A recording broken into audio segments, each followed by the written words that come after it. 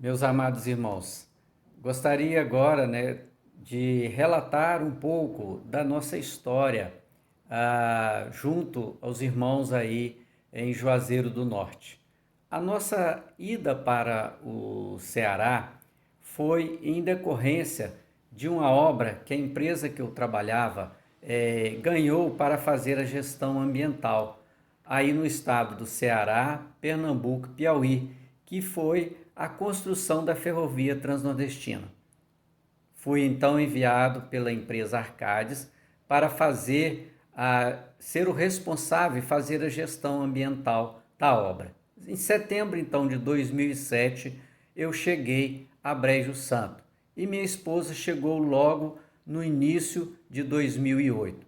E vivemos em Brejo Santo por 2 anos, participando ativamente da igreja presbiteriana ali naquela cidade. Mas em fevereiro de 2010, resolvemos então nos transferir para Juazeiro do Norte, eu, a Vani e a nossa filha Renata. E passamos então, como bons presbiterianos, a frequentar a IPB local. Uma das primeiras atividades que nós tivemos a oportunidade de participar foi de um mutirão de limpeza na igreja. E decidi então pegar uma escada. Eu lembro disso assim muito nítido na minha mente, uma escada, e subir com um pano e limpar os ventiladores da igreja, porque eles estavam bem empoeirados, cheios de teio de aranha também. Fizemos então toda a limpeza dos ventiladores, mas algo nos incomodava além da limpeza. Era a iluminação, porque julgávamos a igreja escura. Então, junto com o presbítero Edilberto, nos propusemos a fazer a troca e a melhoria da iluminação da igreja, tanto internamente no templo, como também na parte externa da igreja. E o fizemos desta forma. Fizemos esse trabalho com dedicação e afinco. E foi dessa forma então que nós começamos a participar ativamente das atividades da igreja. E tivemos nesses quase 5 anos, junto com os irmãos, a oportunidade de realizar várias atividades na igreja. Entre elas, nós destacamos, não por sua importância, mas apenas para relembrar, a superintendência da escola dominical, como professor de classes de jovens, da classe dos homens, da classe das mulheres, como um orientador e professor num curso do CEIBEL, onde com alguns irmãos aos sábados à tarde nós tínhamos a oportunidade de estudar alguns livros da Bíblia, do Novo Testamento, principalmente as cartas paulinas, que nós crescemos então junto com esses irmãos nesses estudos do livro, desses livros. Fizemos também, junto com outros irmãos, a organização do Ministério de Casais da Igreja e idealizamos e realizamos o primeiro encontro, o primeiro retiro de casais. Foi uma oportunidade muito gostosa, muito boa, onde alguns casais da igreja ficaram hospedados num dos hotéis e, com a participação de um preletor, passamos um final de semana agradabilíssimo juntos. Isso foi nos aproximando cada vez mais.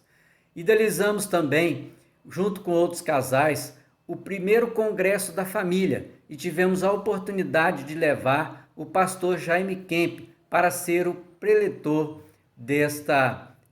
neste congresso.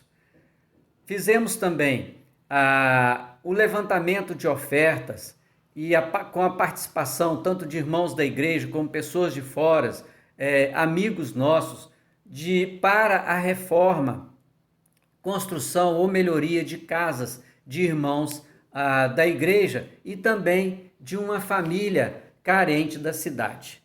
Mas um dos maiores desafios que enfrentamos em Juazeiro do Norte foi a reforma do templo, participando desde a concepção do projeto, a elaboração do projeto, a escolha do projeto, dos projetistas, dos engenheiros que iriam fazer essa obra, a definição da obra junto com os engenheiros e também da fundação, né, da nossa escola, desenvolvemos esse projeto.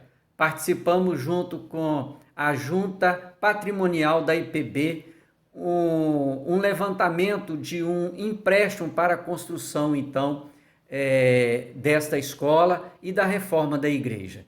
E foram alguns meses de obra, a gente participando ativamente, acompanhando a obra, junto com o Anube, o presbítero Anube e outros presbíteros da igreja, para que pudéssemos oferecer e fazer o melhor nessa obra, tanto para o conforto nosso como para a glória de Deus. E em março de 2014, nós tivemos então a oportunidade de fazer a reinauguração da igreja, da reforma, um culto de gratidão a Deus por essa reforma. Tivemos também participação em diversas outras atividades. Um deles é o discipulado, né? O curso de discipulado Life on Life, onde estivemos durante todos esses anos participando aí nesse curso que nos proporcionou um crescimento espiritual muito grande. Também participamos de projetos missionários, como em Caneias, como também da Congregação Esperança, aí em Juazeiro do Norte. Participamos desde a escolha do local, certo? Para iniciarmos esse trabalho e participamos e ajudamos nesses projetos aí dos irmãos. Também tivemos a oportunidade de participar de vários encontros, almoços comunitários, piqueniques, serenatas, comemorações de Dia das Mães, pais, adolescentes, dos homens presbiterianos, e foram vários.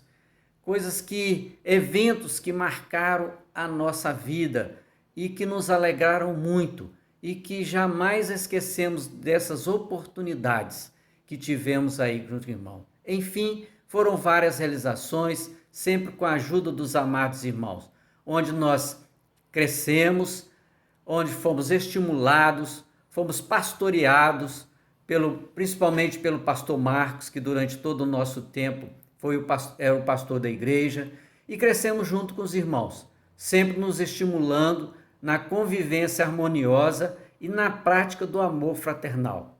Nós só temos palavras de gratidão para com essa amada igreja, de agradecer os irmãos, agradecer primeiramente a Deus e aos irmãos que nos receberam com tanto carinho, que cuidaram de nós durante todo o tempo que passamos aí.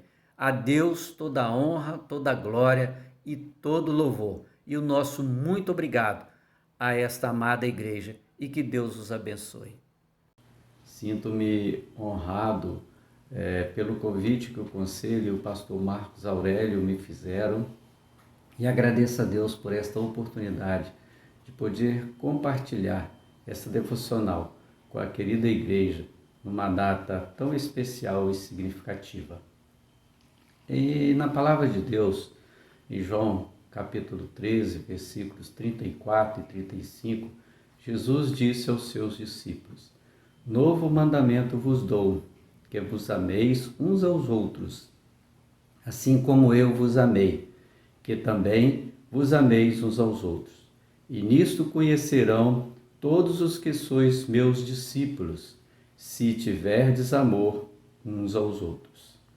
O tema para comemorar os 30 anos de organização eclesiástica da IPB-JN é muito sugestivo e nos leva a refletir e avaliar como é a igreja, quais são as marcas, o que destaca a igreja da qual você faz parte, eu faço parte, todos nós fazemos parte.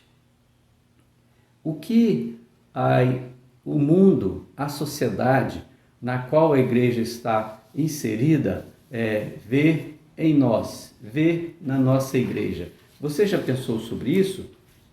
Você faz parte de uma igreja saudável? Você pode me responder? A sua igreja é saudável? Quando então pensamos na palavra saudável, nos vem à mente algo que é bom, algo que tem ou revela saúde. Em se tratando de igreja, existem várias frases, conceitos, definições para caracterizar uma igreja saudável. Dentre elas, eu destaco o que disse Mark Dever: igreja saudável é aquela que reflete crescentemente o caráter de Deus, conforme ele é revelado em sua palavra. Ou seja, aqui o pastor Mark Dever está nos dizendo que a igreja saudável, uma igreja que representa Deus na terra, que é a noiva do Cordeiro, ela tem que revelar ao mundo de maneira crescente, mostrar ao mundo o caráter de Deus. E Deus é amor. Deus é amor. A essência de Deus é amor. Não é uma igreja saudável, não é uma igreja perfeita, impecável, que não tem problema. Ela não resolveu todas as questões, todos os problemas, porque ela é formada de homens pecadores.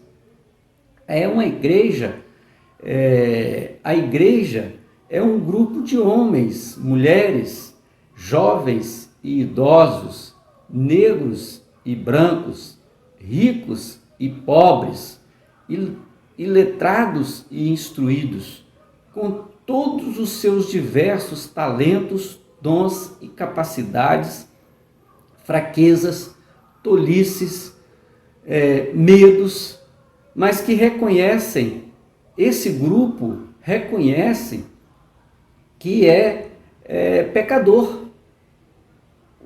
Aqueles que fazem parte, então, da igreja, eles são pecadores, nós somos pecadores, somos fracos, mas nós somos salvos, não por nós mesmos, por merecimento, porque nós não somos merecedores de nenhuma bondade de Deus, mas nós somos salvos tão somente pela graça de Deus.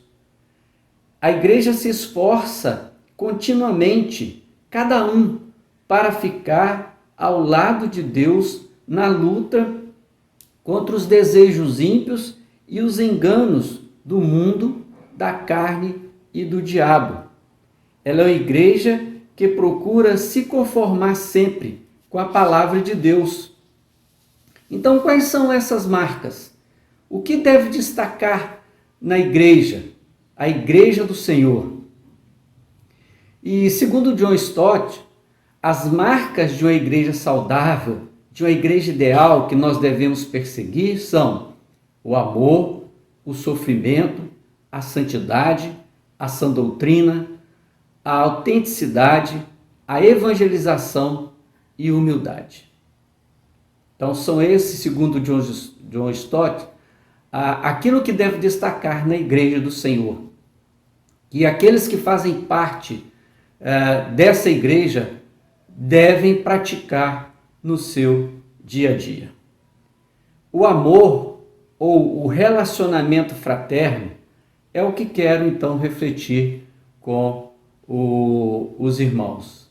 Porque amor se apresenta, se mostra no relacionamento dia a dia. Como que nós então temos nos relacionado com os outros membros, com os irmãos, com aqueles que fazem parte da igreja do Senhor juntamente conosco? No texto então lido, o Senhor Jesus Cristo nos diz que nós somos seus seguidores. Então, se somos seguidores de Cristo, se somos seus discípulos, nós temos que praticar o que ele praticou. Nós então devemos amar uns aos outros, mas não é um amor apenas de palavra, mas é de fato e de verdade, que demonstra na prática, nas nossas atitudes. Não ter apenas, não é sentimento, apenas sentimento, mas é decisão e atos que demonstram esse amor, assim como ele nos amou e nos ama. Nós somos então chamados a perdoar, a encorajar, a servir, suportar, não o suportar no sentido de tolerar, mas de carregar, levar as cargas uns dos outros, ou seja, amar. Nós temos que demonstrar isso no dia a dia. Se a igreja não demonstra o amor, ela então não é uma igreja saudável. Falta algo que ela tem então que se atentar, e o que é o mais importante é o amor. Porque o próprio Senhor Jesus disse que os seus seguidores, os seus discípulos, seriam conhecidos pelo amor com que eles se relacionam, com que amam o outro. E se nós refletirmos o caráter de Deus, se nós temos que refletir o caráter de Deus na sociedade, nós temos que amar e demonstrar esse amor. Porque a essência de Deus é amor. Se nós dizemos que amamos, mas nós não praticamos isso, de nada vale.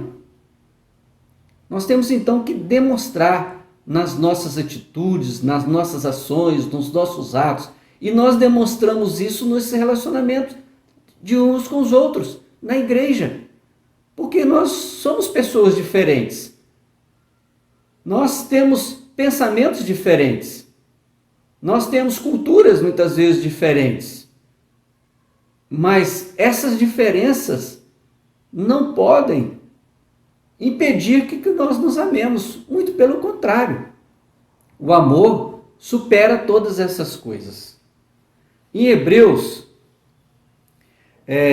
o autor nos diz que nós devemos considerar uns aos outros para nos estimularmos ao amor e às boas práticas. Isso está lá em Hebreus, capítulo 10, versículo 24.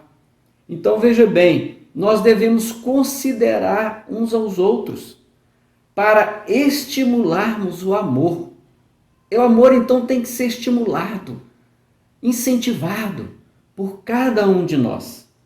Quando nos reunimos para adorar a Deus, exercitar esse amor e praticar boas obras uns para com os outros, demonstramos então na vida real que, podemos assim dizer, o fato de que Deus nos reconciliou consigo mesmo e uns aos outros. Então, quando nós adoramos a Deus e praticamos esse amor, o amor é algo notório, notável, que é visto nas nossas atitudes, nas nossas ações, nós estamos demonstrando para o mundo que nós fomos reconciliados com Deus, que antes nós éramos inimigos do Senhor, mas devido ao amor com que Ele nos amou, Ele nos reconciliou e nos chama a sermos reconciliados uns com os outros. Nós mostramos ao mundo que fomos mudados, não porque memorizamos versículos bíblicos, oramos antes das refeições, damos dízimo do nosso salário, ouvimos estações de rádios evangélicas, frequentamos uma igreja, e sim porque mostramos de maneira crescente uma disposição de suportar, perdoar e amar um grupo de pecadores semelhantes a nós. Nós não somos perfeitos. Aqueles que fazem parte da igreja do Senhor conosco também não são. Temos as nossas fraquezas, as nossas debilidades, as nossas tolices, as nossas imperfeições, os nossos medos, que muitas vezes dificultam esse relacionamento, que dificultam o amor. Mas nós não podemos deixar com que isso nos afaste. Nós não podemos deixar que o amor venha a ser enfraquecido. Mas o amor tem que superar todas essas coisas. Demonstramos então o amor quando pessoas com as quais nos comprometemos dão boas razões para que não as amemos, mas apesar disso, nós a amamos. No meio de um grupo de pecadores que se comprometeram a amar uns aos outros, o Evangelho é demonstrado. Nós nos comprometemos, então amor é decisão. Nós assumimos o compromisso com o Senhor de amá-lo, mas também amar o nosso próximo, amar uns aos outros. A igreja, então, dá uma apresentação visual do amor de Deus quando perdoamos uns aos outros, como Cristo nos perdoou. Quando nos comprometemos uns com os outros, como Cristo se comprometeu conosco. E quando entregamos nossas vidas uns pelos outros, como Cristo entregou sua vida por nós.